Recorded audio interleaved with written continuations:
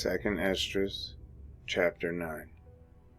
More about the signs of the end. He answered me and said, "Measure carefully in your mind, and when you see that some of the predicted signs have occurred, then you will know that it is the very time when the Most High is about to visit the world that he has made.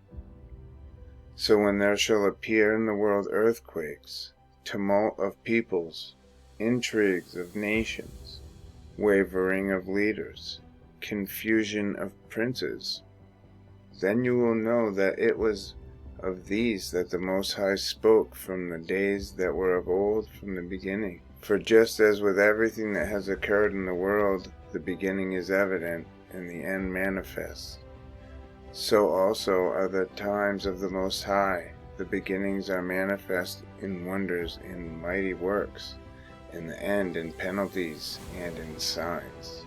It shall be that all who will be saved and will be able to escape on account of the works or on account of the faith by which they have believed will survive the dangers that have been predicted and will see my salvation in the land and within my borders, which I have sanctified for myself from the beginning. Then those who have now abused my ways shall be amazed, and those who have rejected them with contempt shall live in torments. For as many as did acknowledge me in their lifetime, though they received my benefits, and as many as scorned my law while they still had freedom, and did not understand but despised it, while an opportunity of repentance was still open to them, these must in torment acknowledge it after death. Therefore do not continue to be curious about how the ungodly will be punished, but inquire how the righteous will be saved, those to whom the age belongs, and for whose sake the age was made."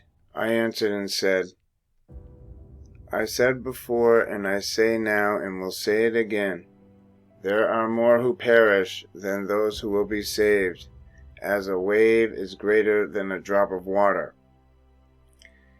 He answered me and said, "As is the field, so is the seed, and as are the flowers, so are the colors, and as is the work, so is the product, and as is the farmer, so is the threshing floor.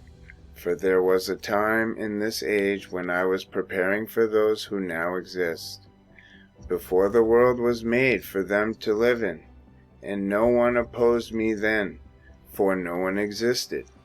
But now, those who have been created in this world, which is supplied both with an unfailing table and an inexhaustible pasture, have become corrupt in their ways. So I considered my world and saw that it was lost. I saw that my earth was in peril because of the devices of those who had come into it. And I saw, and I spared some with great difficulty, and saved for myself one grape out of a cluster, and one plant out of a great forest. So let the multitude perish that has been born in vain, but let my grape and my plant be saved, because with much labor I have perfected them. Now, if you will let 7 days more pass, do not, however, fast during them, but go into a field of flowers where no house has been built, and eat only of the flowers of the field, and taste no meat, and drink no wine, but eat only flowers, and pray to the Most High continually. Then I will come and talk with you." So I went as he directed me into the field that is called Ardat. There I sat among the flowers, and ate of the plants of the field, and the nourishment they afforded satisfied me. After 7 days, while I lay on the grass, my heart was troubled again as it was before. Then my mouth was opened, and I began to speak before the Most High, and said, "O Lord, you showed yourself among us to our ancestors in the wilderness, when they came out from Egypt, and when they came into the untrodden and unfruitful wilderness. And you said, Hear me, O Israel, and give heed to my words, O descendants of Jacob. For I sow my law in you, and it shall bring forth fruit in you, and you shall be glorified through it forever. But though our ancestors received the law, they did not keep it, and did not observe the statutes. Yet the fruit of the law did not perish, for it could not, because it was yours. Yet those who received it perished, because they did not keep what had been sown in them. Now this is the general rule, that when the ground has received seed, or the sea a ship, or any dish, food or drink, and when it comes about that what was sown, or what was launched, or what was put in is destroyed, they are destroyed, but the things that held them remain. Yet with us it has not been so. For we who have received the law and sinned will perish, as well as our hearts that received it. The law, however, does not perish, but survives in its glory. When I said these things in my heart, I looked around, and on my right I saw a woman. She was mourning and weeping with a loud voice, and was deeply grieved at heart.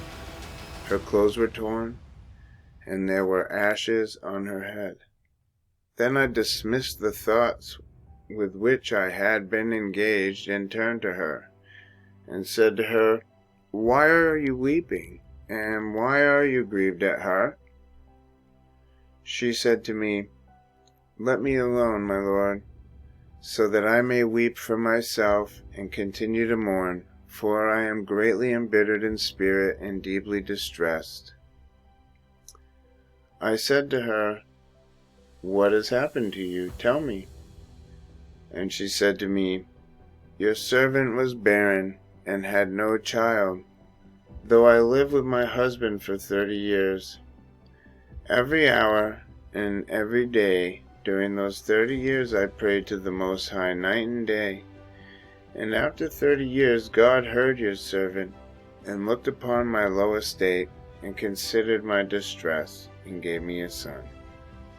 I rejoiced greatly over him, I and my husband and all my neighbors. And we gave great glory to the Mighty One. And I brought him up with much care. So when he grew up, and I came to take a wife for him, I set a day for the marriage feast.